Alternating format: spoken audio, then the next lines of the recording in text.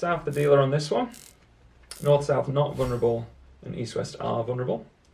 And South has got 9 points in total. They've got 7 cards in spades, which is always of interest when you've got a 7-card suit, especially spades. So this looks to be a preemptive style hand, opening 3 spades, 7 cards in spades, and weak. Just before you open a preemptive bid, you should check with the rule of 20. If you meet the rule of 20, you should open 1, not 2, 3, or 4. So the rule of 20 here, we've got 9 points, plus 7, plus 3. 7 plus 3 is 10, plus 9 is 19, so not quite 20. And that's our points, plus the number of cards in our 2 longest suits. So we get to 19, not 20, which means we're not strong enough to open 1 spade. We should therefore open a preemptive bid instead. And the level is based on the quantity of spades. If we had 6, we would open 2, 7 open 3, 8 open 4, and so on. There is a slight concern about the quality of trumps. We only have Queen Jack 9. Usually you want a good suit to make a preemptive bid, and Queen Jack 9 is on the verge of good enough. Given the vulnerability, we are green, they are red, and the position, we are first, I think I would make a preemptive bid here. Something that's not often discussed about is position of preemptive bids. When you're the first player to bid, there are 2 opponents and 1 teammate yet to bid. So it's a 2 in 3 chance you upset the opponents with your aggressive opening bid. If you're the second player to bid, it's 1 and 1. So it's a 50-50 shot that you're going to upset your partner or the opponent. If you're the third player to bid, it's a 100% chance you're going to get in the way of an opponent. So what that tells you is, when you're first and third, you should be aggressive. When you're second and fourth, you should be less aggressive. That doesn't mean you never make a preemptive bid in second or fourth, second mainly. It's because you are on the cusp about, should I do it, shouldn't I do it? If you're first and third, you should be erring on the side of aggression. So the spade suit is not brilliant, but we're not vulnerable, we're first in. We should definitely be preempting here. So I'm going to open a preemptive bid of 3 spades. All right, now to West, bidding over the opponent's 3 spades. We would need a pretty good hand to make a bid over 3 spades. Let's say 4 hearts or 4 diamonds, 4 clubs, whatever. Definitely not good enough to bid 4 hearts here. We wouldn't want kind of at least 7 good ones or maybe even 6 extremely good ones with a good hand. The other bid we could make is a takeout double. We do have the right shape for a takeout double, shortage in spades, support for the other suits, but we do not have enough strength. You have to have an opening hand plus in order to make a takeout double. So we would want 4, 5, even more, 6, 7, 8 more points. We've only got 7 points in total. We would want at least a decent opening hand to double 3 spades. Hearts aren't good enough, hands not good enough to double.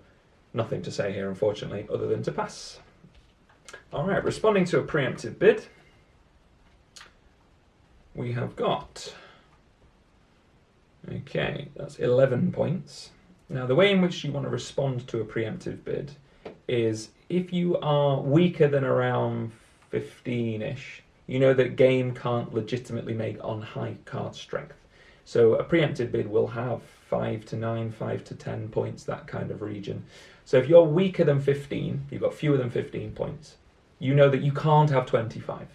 So the only way you would ever make more tricks is having a big fit.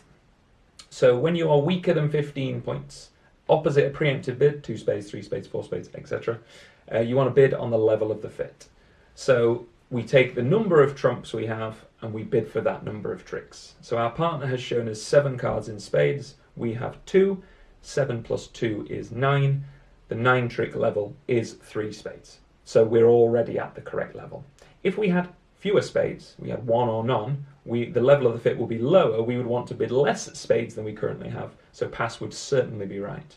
And if we had more spades, 3 cards in spades rather than just 2, we could bid 4 spades on the level of the fit. The idea here is the level of the fit is an aggressive tool. Because a preemptive bid is an aggressive bid, you want to use the tools that fit in with that style of bid. So if you're weaker, if you've not got enough points to genuinely make game, and you just have a fit, you want to bid to the level of the fit. Partner's shown us 7 spades, we have 2, 7 plus 2 is 9. The level of the fit has already been reached, so the correct bid is to pass. Alright, now we're on to East. See if they can do anything to disturb this 3-spade bit. Okay, so East has got a pretty good hand. They've got, 13 points. They've got, I'll just make it black, red, black, red. They've got a decent club suit. Well, the club suit is very good, let's be honest. But to bid 4 clubs, you would want at least 6 of them, arguably 7 of them, especially vulnerable against not vulnerable. So I think East is going to have to shrug and pass here. They've got an opening hand, but double doesn't apply because if they were to double, their partner may, in fact probably will, bid hearts.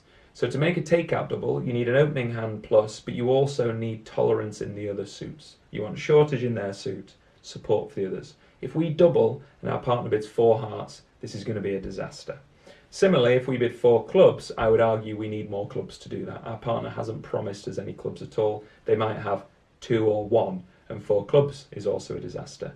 So I think the right bid is going to be to pass. Now I'm frustrated by that because I feel like the opponents have pinched the contract here, but that's the design of a 3-spade or whatever opener. The design of a preemptive opener is to pinch. It's just too aggressive. We aren't good enough to bid 4 on our own, and we don't have the right hand to make a takeout double. So our only hope is we can get them down. We hope that we win a few clubs, maybe our partner has the ace of hearts, we get a heart ruff, etc. We can hope that we can defeat 3 spades, but we certainly haven't got a good enough hand to bid clubs or double. So we're going to have to, unfortunately, shrug and pass. Okay, so to West to lead against this 3-spade contract. Nothing is jumping out at me as excellent to lead here. I would probably be choosing between a club or a diamond to lead. I don't want to breach the heart situation because we have ace queen. It's almost always going to be wrong to lead a suit headed by ace queen against a trump contract because you want to save that in order to try and trap the king if the king is with declarer. It could be right to lead a heart if our partner's got the king or if they've got a singleton, but that's unlikely. So I would be choosing between a low club from an honour or middle diamond, middle up down. So from 3 you want to lead middle first, then up, then down. That's called a mud lead. The reason it's middle up then down, if you lead a low one that promises an honour, which we don't have. If we lead the highest one, then we have to go low second. That looks like a doubleton. If you go top down, that looks like a doubleton, and if you go bottom up, it looks like you have an honour. So you have to go middle, then up, then down. Hence, mud is the correct way to lead 3-card suits. I wouldn't lead a spade because a singleton trump is rarely the right lead. It will often finesse your partner. So if you lead a trump when you're singleton, you will often trap your partner's king or queen. It's not often a good idea to lead a singleton trump. So I would be discounting hearts because of the ace queen, discounting trumps because it's a singleton. I'd be choosing between a mud lead in diamonds, not thrilled, low from a club at honour, also not thrilled because our club's not very good. So I'm not thrilled with any particular lead. I'm going to opt for a low club, but equally a middle mud lead of diamond could also be right. But I'm going to opt for a club, low to promise an honour, hope our partner's got some good clubs to help us build club tricks. Alright, down goes the dummy.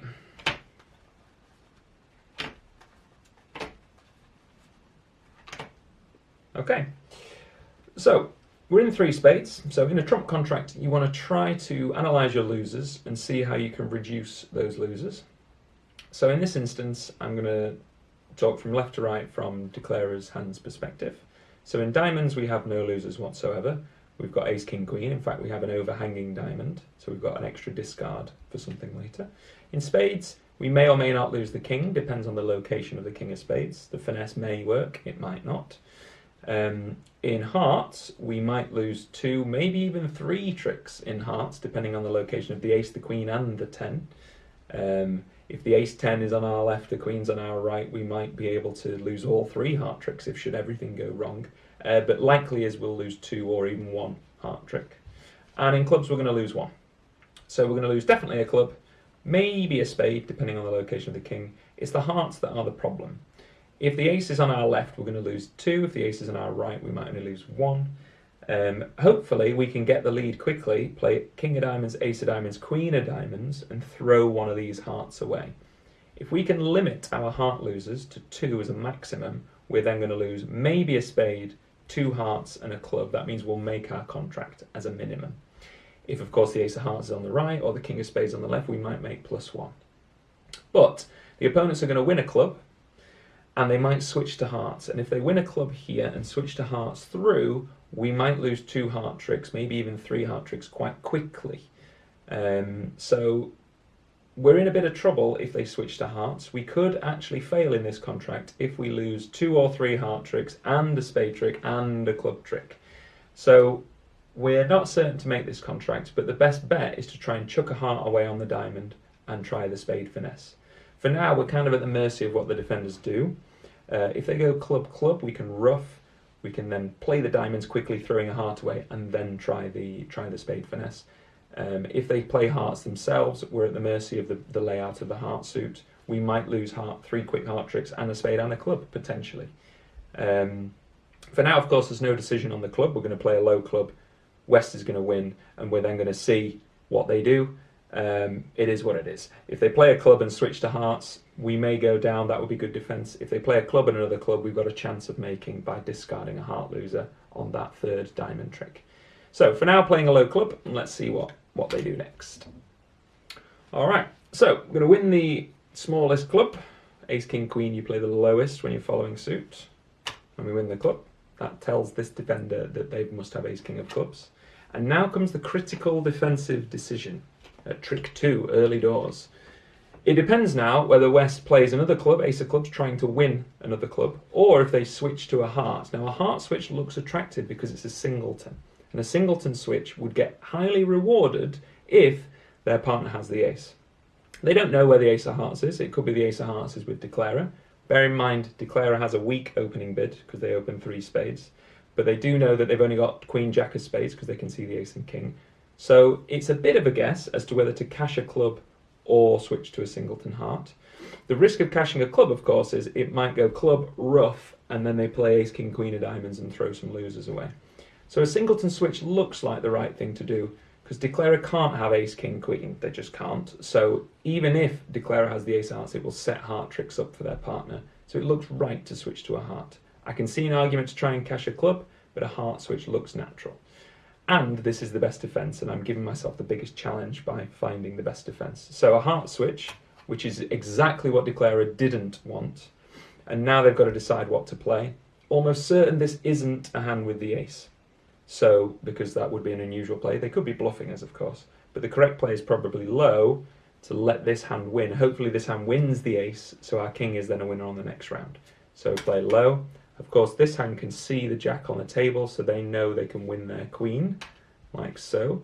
So the defensive took the first 2 tricks, a club and then a heart through our king. And now, this defender's got to decide, why did their partner just switch to hearts? The 10 of hearts is an unusual card. It's either a singleton, top of a doubleton, or some kind of 10-9 scenario, 10-9x, something like that, king 10-9x, something like that. It's right to follow their lead and cash the ace of hearts. If the ace of hearts gets ruffed because it was king 10-9, well, they were never going to win any more heart tricks anyway. If the ace of hearts wins, they might be able to get their partner a ruff. So it's right to cash the ace of hearts and follow the lead of the switch of hearts. So it goes low heart, and this hand discards something, probably discarding a club. And now the heart position is revealed for the defence. We can play the king or the 9, it doesn't matter. This defender can now count the hearts. So we've had a round of 4 hearts, we've had a round of 3 is 7, 8, 9, 10, 11, 12. They know there's 1 heart left and they know it's in our hand. So we could have thrown the king underneath the ace to try and convince them that we're also ruffing, but this defender can count 13. So it doesn't matter what heart we play. They play a heart, it goes heart, heart, ruff. So our king of hearts is dead.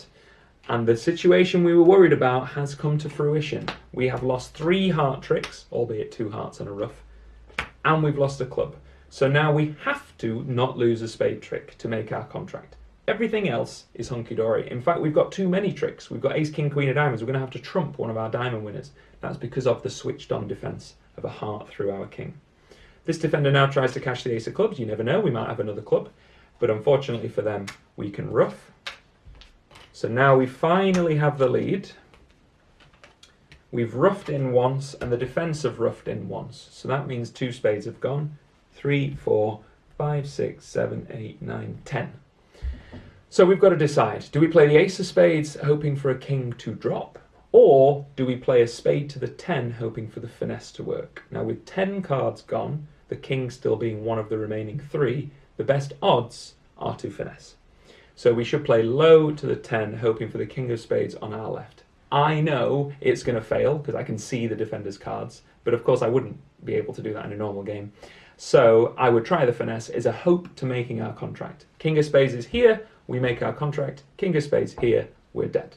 The only way the ace would work is if the king of spades is here and it is now singleton, which is a very specific layout. It's less likely than the king being on our left. So we play a low spade. This hand follows low. We have no other information to tell us not to, so we should try the finesse. We could equally lead the queen, the 10 and the queen, they're equivalent. The finesse loses, as is life. So that is our 5th and setting trick. Now, whatever the defenders do, we can win, draw the remaining trump, and then we've got winning diamonds. In fact, we've got too many winning diamonds. We're going to have to trump a winning diamond, and we've got a winning heart as well. The good defence got the first 4 tricks very quickly, and then we relied upon the spade finesse, which fails. Whatever the defender does now, we trump, draw the remaining trump, etc. So we've got the remainder of the tricks, which means 3 spades goes 1 down. Only the defence of a club to the ace, king or queen and a heart through would have defeated us. If this hand had played a second round of clubs, we trump, we play 3 rounds of diamonds and we throw a heart away. That gets rid of 1 heart, means we lose 2 hearts, not 3, means we make our contract. So it's very specific defence, excellent defence, club, heart through, and we're defeated because of the king of spades position. So 3 spades, 1 off, good defence.